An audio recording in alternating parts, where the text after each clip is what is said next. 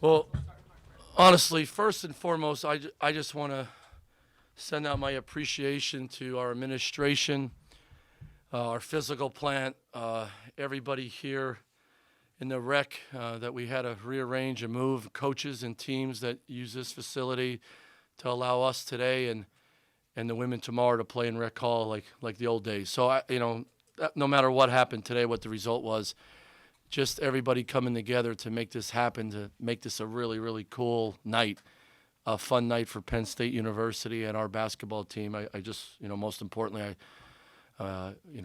we get fired up with games and the seasons and all that stuff, but the appreciation for everybody had something to do with tonight and make this real. I just want to say thank you. So and a lot of people were involved in it, so thank you so much. I've been doing this for a while. I'm just a super proud coach tonight. I'm just really, really proud of our guys. I didn't think at all during the game we were complaining. We didn't put our chins down. We didn't put our eyes down. I thought we were great teammates today. That was the one thing I said to them. The last thing I put on the board before we went out to start the game was be a great teammate. And I thought our guys did that. And we just kept fighting. And, I always say, the press can do some pretty crazy things during a game, and you saw that today. And that's why we press, and that's why my teams are going to press. And so I'm just I'm super proud of our team, and found a way. We found a way to win a game against an awesome coach, an awesome program in Big Ten play. So I'm just really proud of our guys. Mark and then John. Mike, you're in a situation where you've lost three. You obviously have the situation with Kanye. What does it mean in the development of this program to come back and win this? Because this is a situation with only a few games left that a lot of teams might have just mailed it in. Yeah, but just like your question, that was yesterday and that was last week. I'm about tomorrow morning now.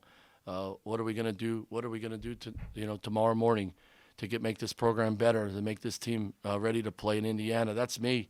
That's us. I move forward, and I'm really proud of our guys today. And I'm proud of. We went through a lot of stuff this year, but it's all about moving forward. Move your program forward. Move these young people forward. Move your staff forward. That's me. That's the way I was taught by my dad. Is you get up the next day, you show up, and you go to work, and you make no excuses. And I didn't make one. I'm not going to make any. We had a game tonight. Our focus was to win the game. We won the game. Now tomorrow morning we're going to wake up and we're going to go to work again. Mike, that last play where Zach shoots the three and gets fouled, was that the shot you were looking for in that situation? And what was your message there? Yes, so it was. We wanted to set a high screen, a flat screen for Ace. Get downhill, and see everybody. He didn't get down as far as I thought. But, hey, let's go get a two. That's fine. Pressure's on them.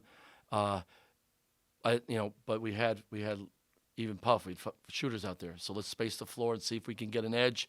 And I just, Ace made the right play, good timing, and or Zach. I'm just really proud of him because we all know he was a heck of a shooter, and he hasn't shot the ball like he's capable of, and what we've seen in the past.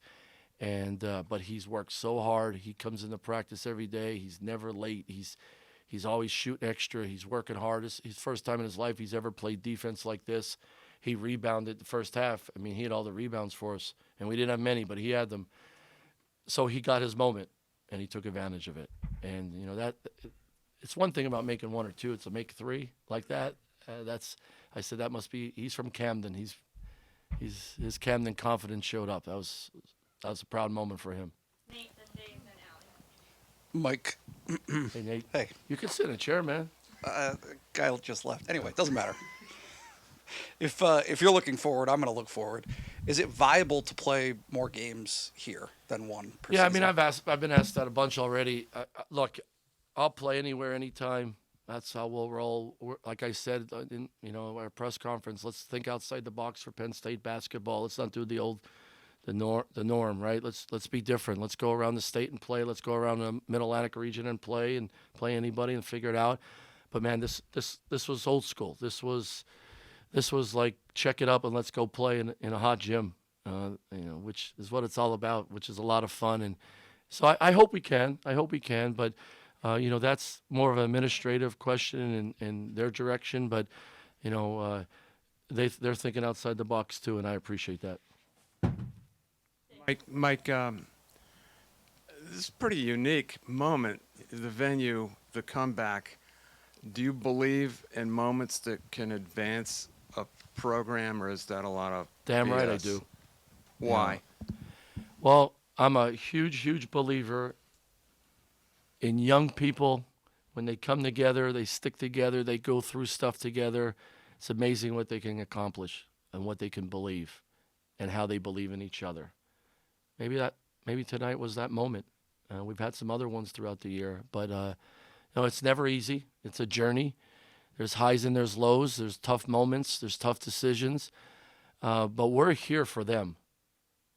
We're here to build a basketball team for 18 to 23-year-olds and watch them turn into something. Maybe today's a moment that it gives us a kickstart or pushes us or propels us. That'd be cool. Alan, Daniel, Andrew. Mike, to be able to do this at home, it's got to be special. Coming back to Pennsylvania, having moments like this, bringing a bunch of kids from all over to join you in your first season. Are you gonna let the emotion hit you? Because you don't usually. No, I just want to be in the gym and coach basketball. I can't play it anymore, so I love coaching it. So I don't care where it's at. Don't get me wrong. Being back home it's been awesome. I've enjoyed it. It's been really neat to be back in Pennsylvania and to be here. I love it here. It's been a lot of fun. I can't wait till my family gets up here in June. That's been the toughest thing for me. They're here. I just miss them. But you get up every day, go to work, and I get to do it in my home state, near my family, near my mom. It's really cool. Daniel, Andrew. Mike, you talked about not seeing guys hang their heads or be discouraged when you're down by 14 in the second half, 10, and down the stretch. Who set that tone? Where did that come from this week? Because we've seen in the past kind of the only 20 minutes or 15 minutes. Well, we've had a lot of experience being down 12-14 and coming back or going back down 12-14. So, experience is your greatest teacher.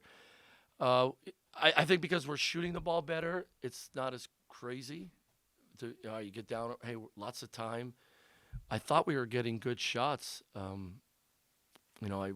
just thought we were flowing well. So when we got down 7 and when it got to 10, it wasn't out of touch. You know what I mean? The 14 is a little different, but we've been there before, and so come on, guys, stick together, figure it out. We have enough guys that can make some plays. I do think we were driving and getting to the rim, stopping the clock. When you're down and you can,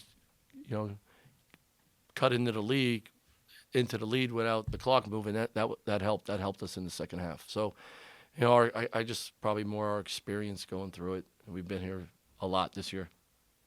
Coach, I want to piggyback off. Where we at? Back here in the back. Oh, I'm sorry. Hey, no, you're good. Daniel kind of took my question, so I want to change this up.